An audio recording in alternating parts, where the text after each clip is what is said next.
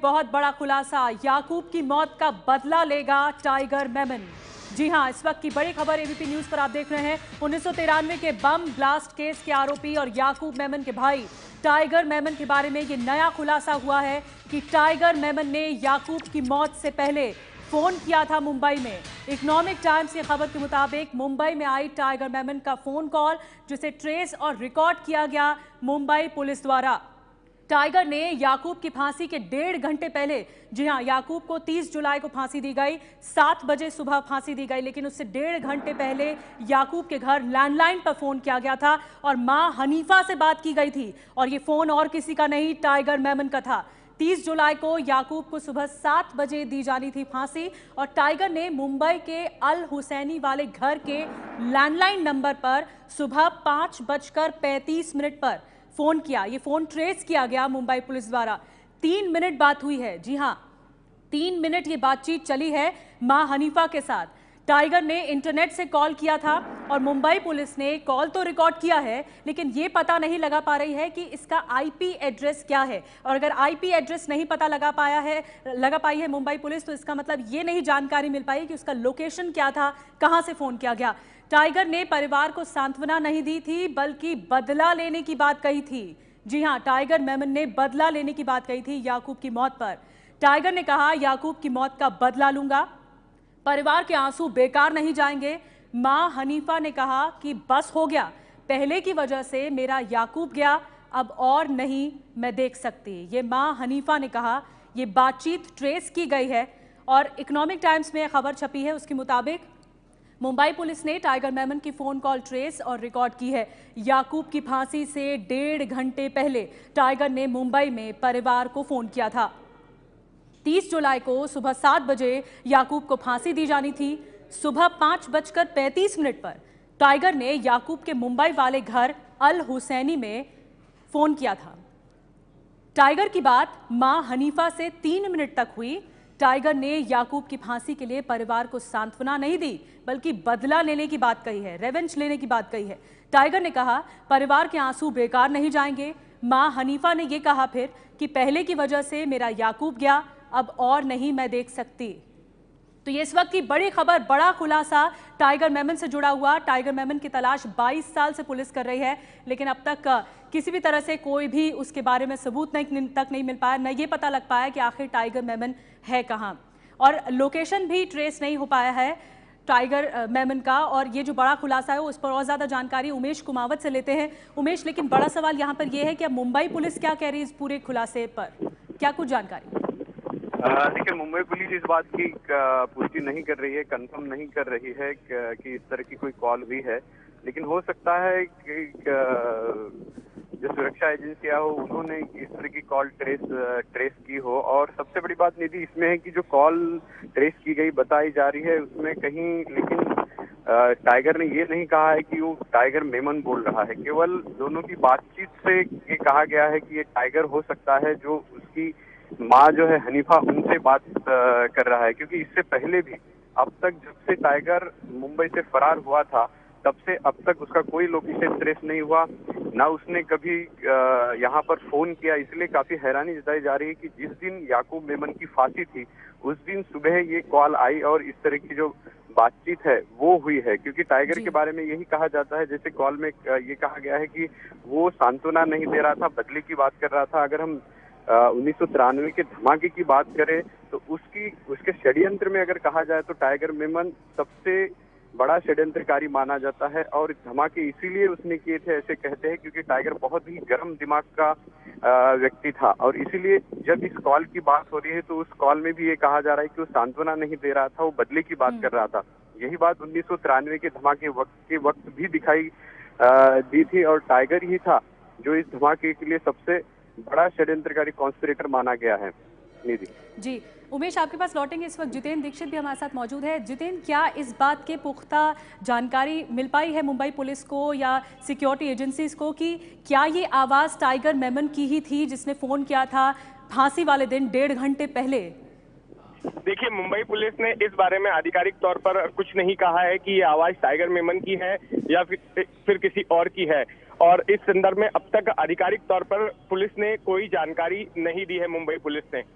लेकिन मैं आपको बता दूं, टाइगर मेमन जो है मुंबई बम धमाके का मुख्य षड्यंत्रकारी था, मुख्य साजिश करता था, और उसी ने जो आरडीएक्स और हथियार उतरवाए थे वो अपने स्मगलिंग के नेटवर्क को, टाइगर मेमन दरअसल एक स्मगलर था जो कि सोने चांदी की स्मगलिंग करता था, और जो आरडीएक्स लाया गया भारत में उसको टाइगर मेमन ने अपने स्मगलिंग का नेटवर्क करते हुए मुंबई के पास कोंकण के समुद्र किनारे पर दाऊद टकलिया नाम का उसका लैंडिंग एजेंट था, उसकी मदद से उसने उतरवाया। दाऊद टकलिया को कन्विंस करने के लिए कि इस बार जो है सोने चांदी के बजाय आरडीएक्स उतरवाना है, इसके लिए वो दाऊद से मिलवाने उसे दुबई भी ले गया था, और कई सारी जो कॉन्स्पिरेसी की मीटिंग्स थी उसमें भी टाइगर मेमन खुद शामिल था, और दाऊद इब्राहिम और टाइगर मेमन ये दोनों लोग इस पूरे बम धमाके के मास्टरमाइंड माने जाते हैं। जी, तो जितेंद्र बता रहे थे भूमिका के बारे में कि टाइगर मेमन की 1993 बम धमाकों में किस तरह की भूमिका थी, और मुख्य कॉन्स्पिरेटर समझा जाता है, मुख्य साजिशकर्ता जो इस पूरे हमले का मास्टरमाइंड है टाइगर मेमन और दाऊद। लेकिन टाइगर मेमन की आवाज़ थी या नहीं, इसमें अभी भी संदेह है। खुफिया एजेंसी आगे क्या कर रही हैं, और मुंबई पुलिस के पास किसी भी तरह का कोई वॉइस सैंपल है टाइगर का, इस बारे में और ज़्यादा जानकारी राजन सिंह से लेते हैं। राजन, खुफिया एजेंसी इस पूरे मामले पर क्या कर रही है? देखिए, खुफिया एजेंसियों का कहना है, खुफिया एजेंसियों के सूत्रों से जब बात की तो उनका ये कहना था कि उन्हें पहले से अंदेशा था कि टाइगर मेमन अपने परिवार से संपर्क कर सकता है, अपनी मां से संपर्क कर सकता है, और यही वजह थी कि तमाम फोन्स को सर्विलांस पे रखा गया था। और 5:30 बजे के करीब कॉल आया, और जिसमें अपनी मां को वो सांत्वना दे रहा है कि इसका बदला लिया जाएगा और तमाम चीजें। तो कॉल काफी छोटा था और वीओआईपी से कॉल किया गया था, वॉइस जो इंटरनेट प्रोटोकॉल वाला, तो उससे फोन आया था, और उससे हालांकि ये लोकेशन ट्रैक नहीं किया गया है, लेकिन जो वॉइस सैंपल है अब मुंबई पुलिस को दिया गया है, क्योंकि मुंबई पुलिस और साथ ही सीबीआई के पास भी अगर इस तरह की कोई वॉइस सैंपल है तो उन तमाम चीजों के साथ जांच की जाएगी, ताकि ये पता लग सके कि ये टाइगर मेमन की ही आवाज है। लेकिन जिस तरीके से वो बातचीत कर रहा था उससे साफ जाहिर है कि वो टाइगर मेमन ही था जो अपनी मां को सांत्वना दे रहा था।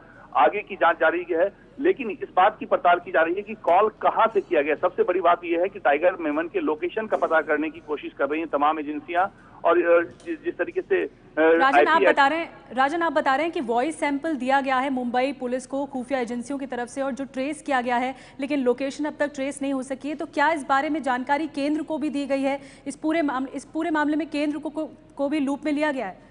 देखिए, केंद्रीय एजेंसियों के कहने पर ही ये जो रिकॉर्डिंग की गई थी वो केंद्रीय एजेंसियों के कहने पे ही की गई थी, क्योंकि केंद्रीय एजेंसियों को पता चला था कि जब याकूब मेमन की फांसी होनी थी तो उस दौरान लगातार वो अपने परिवार के टाइगर मेमन अपने परिवार के संपर्क में आने की कोशिश कर रहा था, और यही वजह थी कि पहले जो होम डिपार्टमेंट है उससे बाकायदा अनुमति लेकर जो टाइगर मेमन की मां का जो टेलीफोन नंबर था उसको सर्विलांस पे रखा गया था, कि अगर कोई कॉल आता है तो ऐसे में उस पर नजर रखी जाए कि कहां से कॉल आ रहा है, कि कौन परिवार को फोन कर रहा है। लेकिन जब 5:30 बजे के करीब टाइगर मेमन ने अपनी मां को फोन किया था तो उसको रिकॉर्डिंग पे बाकायदा रखा गया, और वो एक रिकॉर्डिंग में जिसमें कि वो अपनी मां को सांत्वना दे रहा है और ये कह रहा है कि याकूब मेमन की फांसी का बदला लिया जाएगा। हालांकि मां बोल रही कि बहुत हो चुका है, अब इस पर आगे नहीं उनको बिल्कुल यही बातें कही गई हैं और यही बातचीत ट्रेस हुई है। लेकिन उमेश, आपसे ये जानना चाहेंगे कि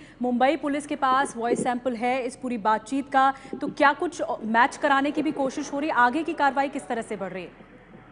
नहीं, इसमें सबसे बड़ी बात इस तरह के जो कॉल में होती है निधि, वो यही होती है कि जो मुख्य आरोपी है वो कहाँ है, उसका कॉल उसका लोकेशन क्या है।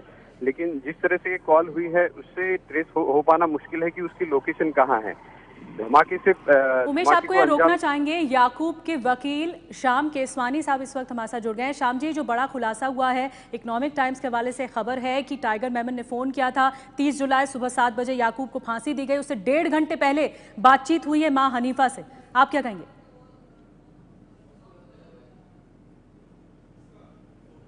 केसवानी साहब, आप सुन सकते हैं हमें? लगता है उनसे संपर्क हमारा ठीक से हो नहीं पाया है, लेकिन ये बड़ा खुलासा हुआ है जो कि चौंकाने वाला ज़रूर है और एक तरह से हैरत में डालने वाला है कि सुबह 7 बजे 30 जुलाई को याकूब मेमन को फांसी दी गई, उससे 1.5 घंटे पहले। हालांकि सुप्रीम कोर्ट की बेंच भी देर रात बैठी थी और बेंच ने भी यही फैसला बरकरार रखा कि याकूब की फांसी बरकरार रहेगी।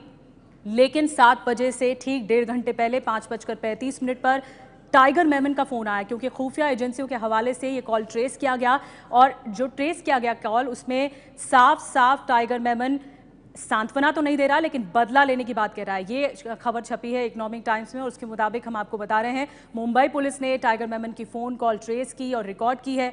याकूब की फांसी से 1.5 घंटे पहले टाइगर का फ़ोन आया। 30 जुलाई को 7 बजे याकूब की फांसी दी जानी थी।